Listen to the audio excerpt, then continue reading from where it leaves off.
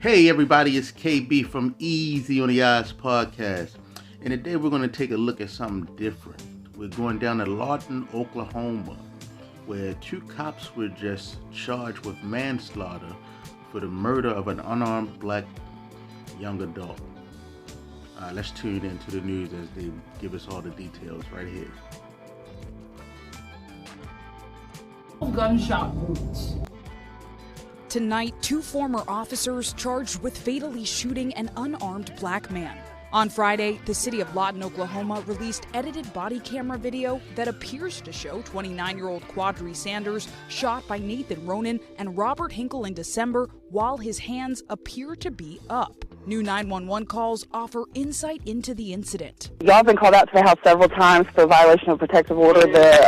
He's in the house right now with a gun. The caller phoning with dispatchers at least 4 times. I'm just trying to make sure there's somebody on the way already because it's been 25 minutes and he's still in the house with a gun. The Lawton police responded. Officials say Sanders went out a side door before emerging through the front of the house. Sanders appears to pause in response to officer commands. He does not flee and does not appear to have a weapon. Sanders, with a baseball cap in his hand, seemingly complies, then is shot. He falls to the ground, his hands raised over his head. We've paused the graphic video, but you can hear rounds of gunshots fired again while Sanders is on the ground. The officers appear to stand over a dying Sanders for about 2 minutes before mentioning medical aid. According to police, he was pronounced dead at the hospital.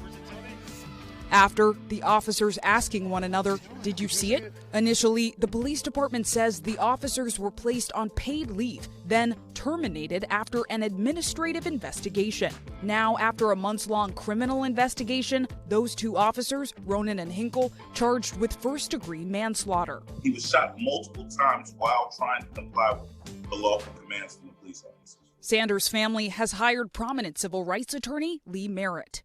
What does justice look like for the family?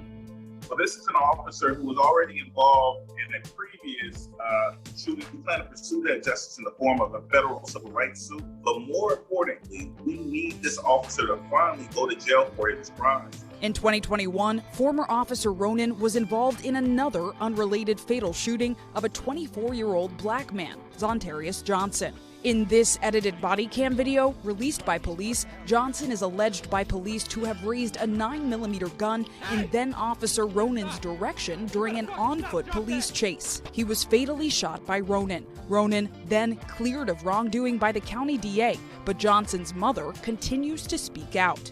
And when I found out it was the same officer, it just broke my heart. It just broke my heart because I feel like all this could have really been avoided. The attorney for both former officers alleges they were familiar with Sanders due to previous unconfirmed police contacts. The medical examiner tells us that he had 12 gunshot wounds. What's your reaction to that? The overkill given in this situation is really shocking to me, and it has really set his family back.